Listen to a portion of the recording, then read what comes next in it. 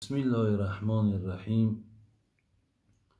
حمد به حد، ثنای به اعداد، بر خدای که نور ایمان داد. غافر است و رحیم و رحمان است، پاک از عیب و شرک و نقصان است.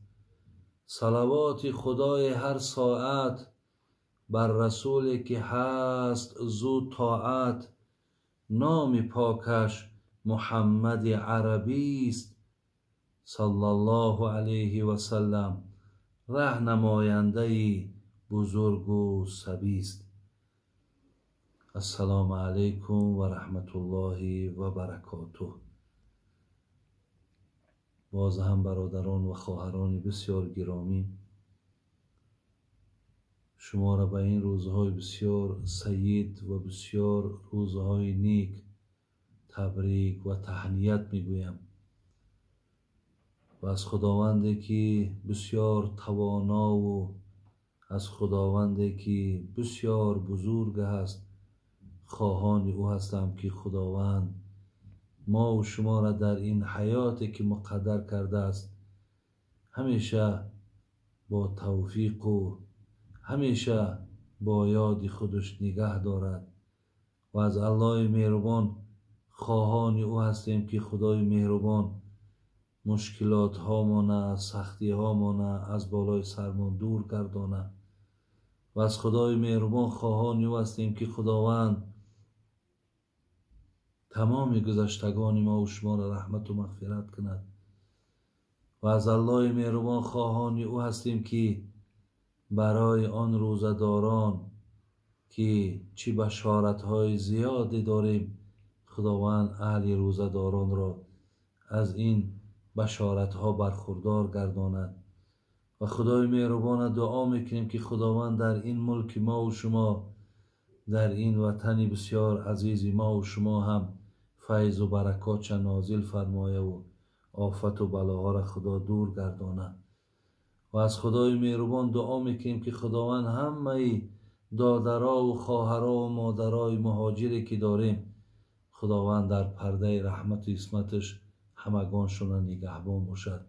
خداوند مشکلات ها را از بالای سرتان دور کنه، با کاراتون در خداوند برار و برکت دیه.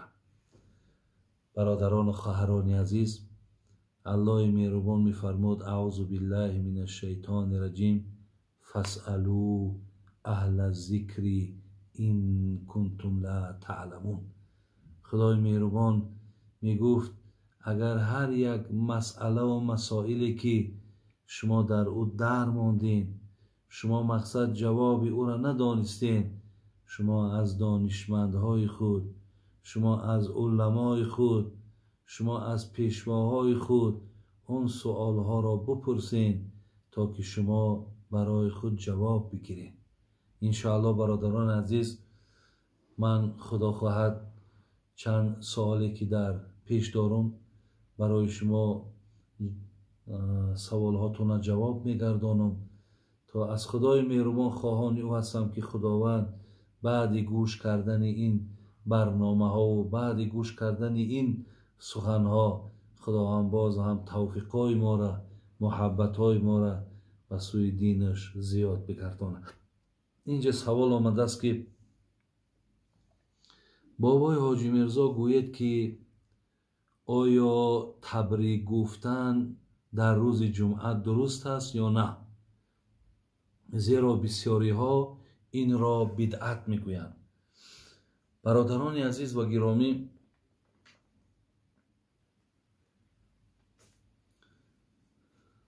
سوال فکر میکنم فهمیدین که بر روز جمعه یکدیگر را تبریک گفتن، یعنی خواه در مسجد ملاقات میکنین، خواه در راه یکدیگر را میبینین، خواه با طریق تلفن، خواه با طریق مقصد SMS، خواه با هر یک وسیله هایی که نباشد وقتی یکدیگر را میگین که جمعه مبارک باشد، یعنی روز جمعه در که رسیدین. این عادت در این روزا مردم ما خیلی زیاد هست که میبینی که هر کس با سبشنی می نویسد که روز سعید مبارک باشد، دعا کنید که خدا این روز از ما قبول گرداند گفته با طریق همین سبشینی ها هم امروز این پیام ها می آید. آیا همین درست است یا نادرست است؟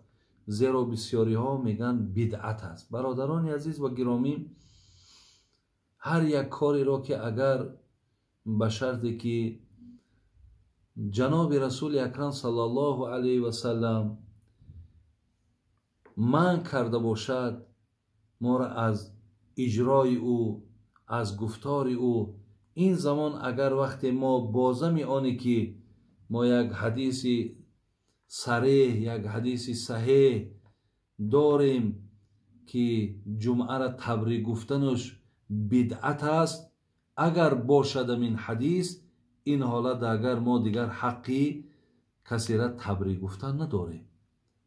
ولی وقتی که ما یگان حدیث صحیح یا یگان حدیث صریح نداریم که پیامبر من کرده باشد ما را، یا حداقل از آثار صحابه پیامبر که من کرده باشند که شما یکدیگر را با روز جمعه تبریک نکنین، این وقت برادر عزیز سخن اینها بالای چشم ما بود.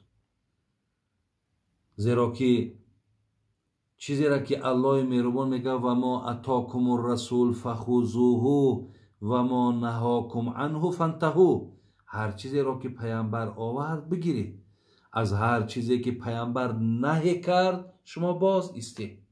یعنی اگر ما را نهی میکرد ما باز میایستادیم. خدا میگه فاین تنازعتم فی شیء فردوه الی الله و الرسول، در هر یک مسئله که اگر بحث و مناظره شود شما با کتاب خدا، با روش پیامبری نازنین مراجعت کنید.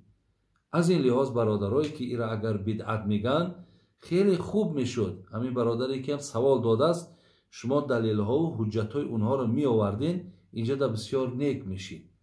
زیرا که ما در تبریک گفتن یا کسی را مبارک گفتن نداریم یگان، اگر سخن یگان عالم هم که باشد ولی وی به دلیل و به حجت میگن، این یعنی چیزی صراحتا در کاره.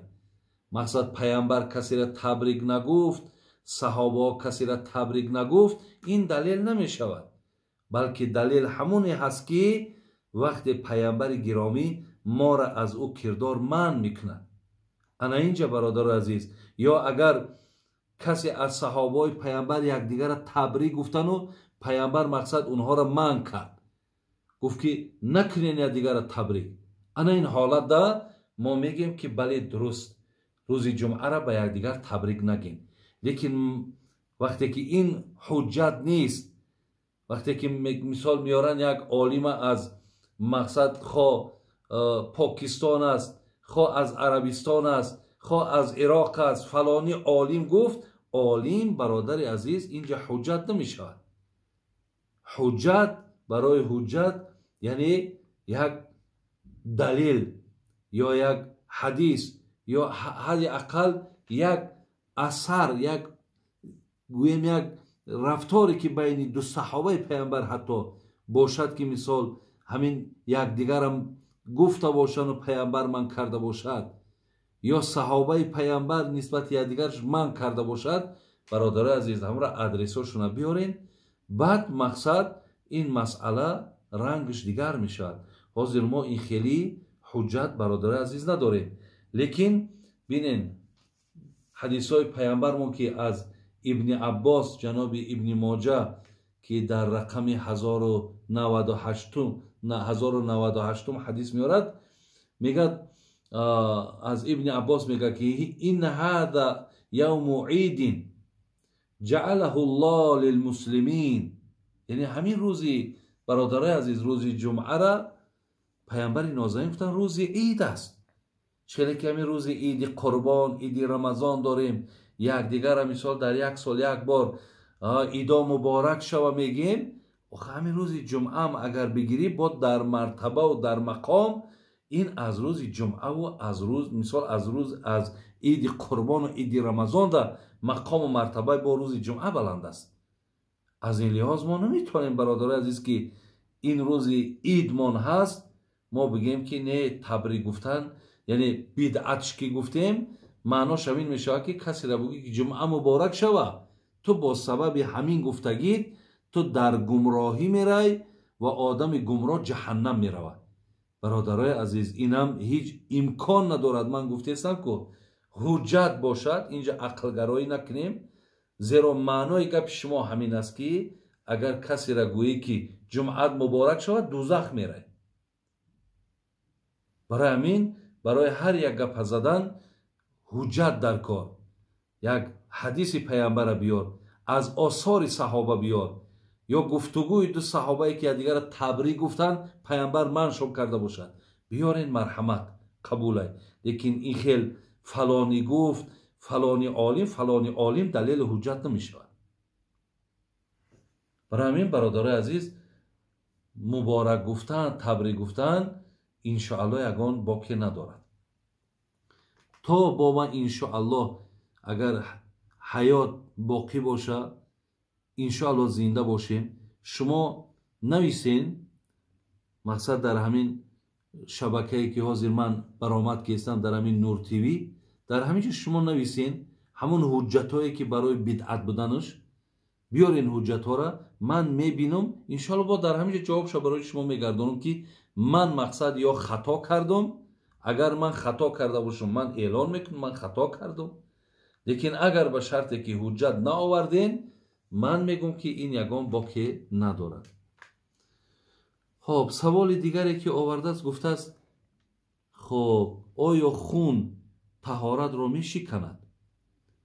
برادرای عزیز و گرامی این پیش من حاضر یک کتاب هست نام این کتاب آثار السنه از علامه محدث محمد ابن علی نیموی که این کس برادرای عزیز حنفی مذهب هستند. خیلی کتابشون هم کتاب معتبری هست زیرا که هر یک حدیثی را که میاره در زیرش تخریجاش است که کدام مثال در کدام کتاب این حدیث آمده است اسناد این حدیث چی هست همشون در زیر همین انا حدیث ها بیان شده است. زی خاطر در اینجا حدیث های را این حضرت بیان کرده است که از حضرت عایشه میارد میگد قال رسول الله صلی الله علیه و سلم من اصابه قیء او رعاف خب او قلس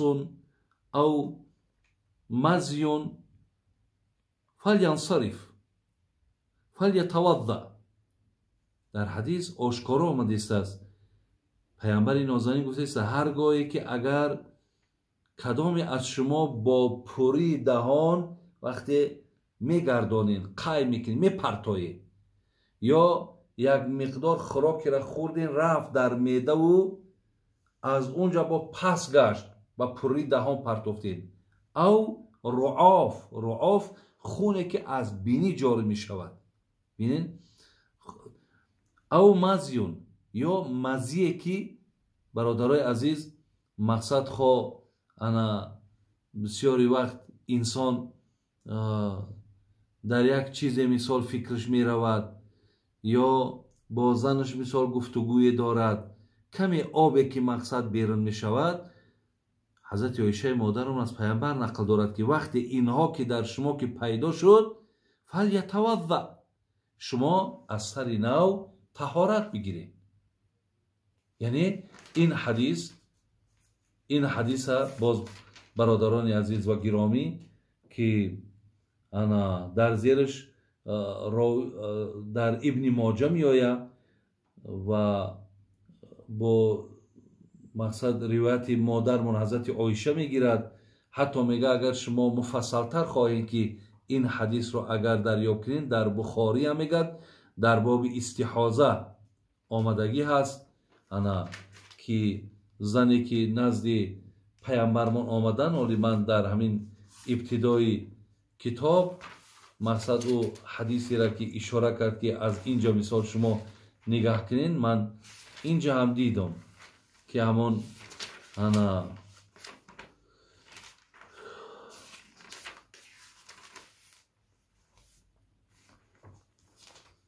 خلاص برادران عزیز، اگر چنده که این مسئله را مقصد در مذهب امام شافعی، در مذهب امام شافعی مقصد آمدن خون جاری را، یا مذهب امام مالک اجازت میتن که اگر خون جاری هم که باشد مقصد شکننده طهارت نیست.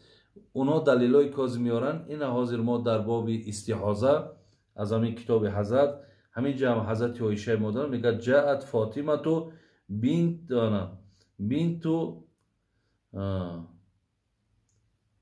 ابی حبیش، همین حضرت فاطمه دختر ابی حبیش پیش پیامبرمون آمد و از زیاد آمدن خون یعنی چیکار کرد؟ شکایت کرد که مقصد من نفری هستم که همین خون زیاد میره. استحاضهش برادرها و خواهرای عزیز یعنی مدت های 3 روزه، کمترینش، اکثرش 10 روزه. وقتی ای 10 روز زیاد که آمد او را استحاضه میگن. ولی در آخری حدیث هم مقصد نگاه کردم که پیامبر نازنین هم در همینجا اشاره کردن که یعنی خب گفتن که فقال لا، گفتن انما ذلك عرق ولیست بالحیضه. گفتن فاطمه گفتن او یکی از 10 روز زیاد میآید، گفت او دیگه حیض نیست.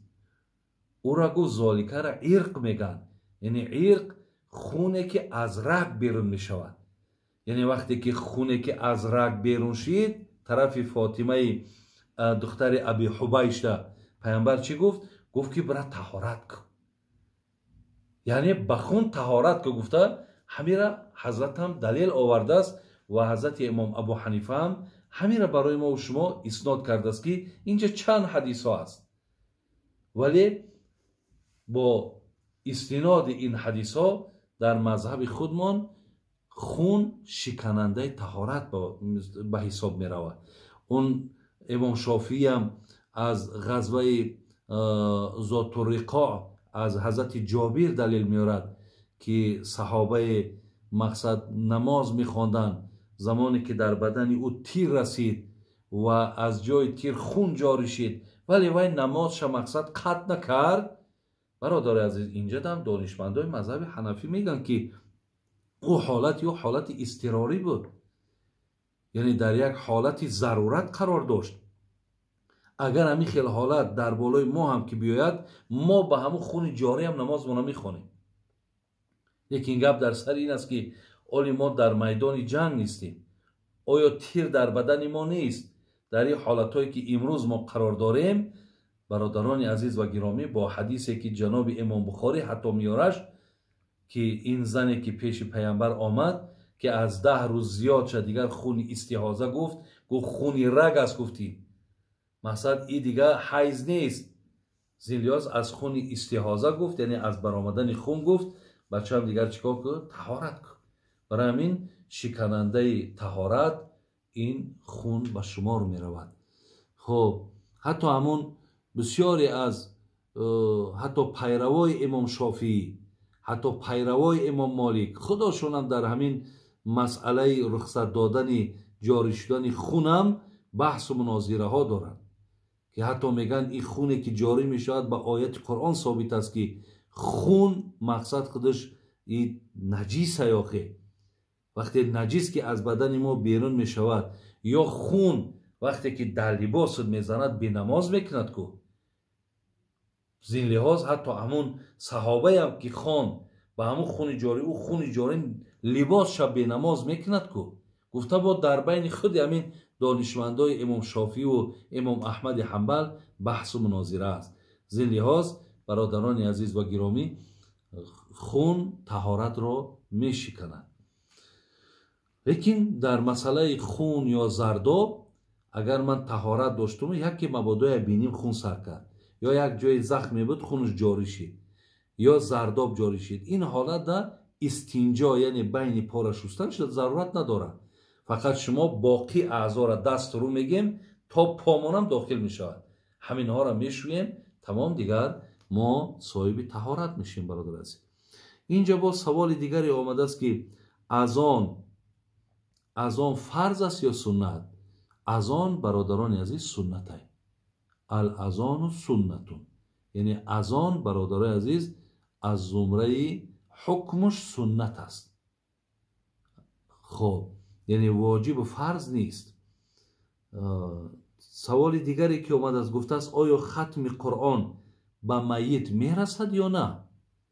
ولی همین مسئله هم برادرای عزیز بسیار بسیار بحث و مناظرات زیاد پیدا کرد از حساب همین شبکه هایی که مثل همین وصال حق و مثل اینا توحید و مثل دیگر اینا کلمه و از جانب همون نفرهایی که این برنامه ها را میبرند، از زبان همونها مقصد برآمد که ثواب مقصد انا ختمایی که می شود، ثواب خیرهایی که می شود، همینها مقصد بر روحی مرده ها تا نمی رسد. این معلوم است برادر عزیز که این اعتقاد اهل سنت نیست. من در اینجا برادر عزیز یک حدیث خیلی طولانی است ولی برای شما می خوانم که شما این چیزا دانید که این حدیث برادران عزیز جناب ابن ماجه و جناب خب امام منذری در الترغیب و ترهیبش و امام بیهقی، حتی همین البانی که این قدر آدم متشدد است، همین حدیثی که حاضر من میخوانم همیرا حتی اسنادش صحیح میگه. خب بیایید به حدیث هم میخوانیم، از حدیث میفهمیم که ثواب این کردارهایی که در اینجا یاد میشوند همهشون میگه به روح مرده های شما میرسد. ان ابی هریره رضی الله عنه قال رسول الله صلی الله علیه وسلم ان مما یلحق المؤمن من عمل و حسناتی بعد موتی. پیامبر گفته است میرسد مؤمن را، گفته است از عملها و حسناتهایی که میکند بعد مرگش، مثل علما علمه و نشره. برادرای عزیز، یعنی یک عالم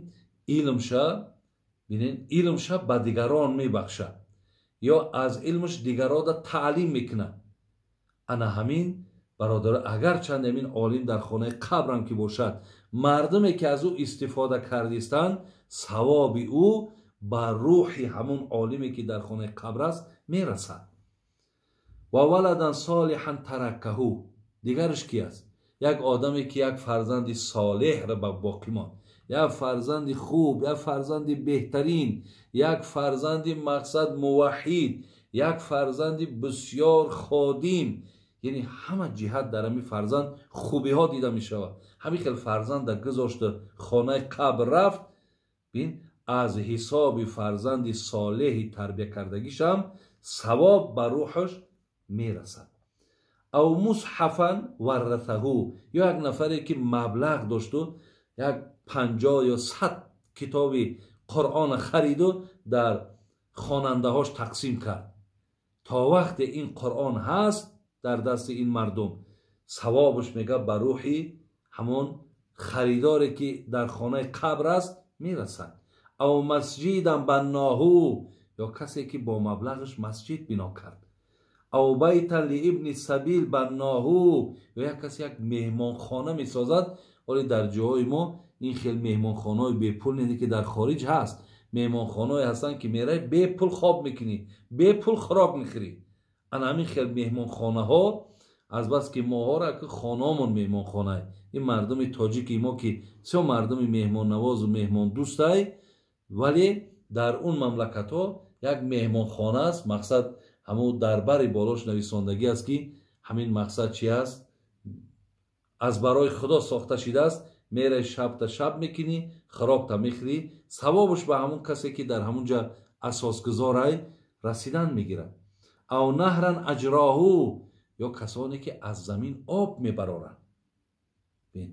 خب اینهایی که این کارها را کردن، وقتی که از دنیا گذشتن، ثواب همین کردارهای نیکشان بر روحشان برادر عزیز میرسد. او صدقتا اخرجها من ماله فی صحته و حیاته، یا آدمی که در حال حیاتش، در حالی که کلیدای خزینه دادت شد، در حالی که بگیم تمام کنترل پول دادت شد، وقتی میگیره و صدقه میکنه بعد چی میشود؟ میگه یلحقه من بعد موته.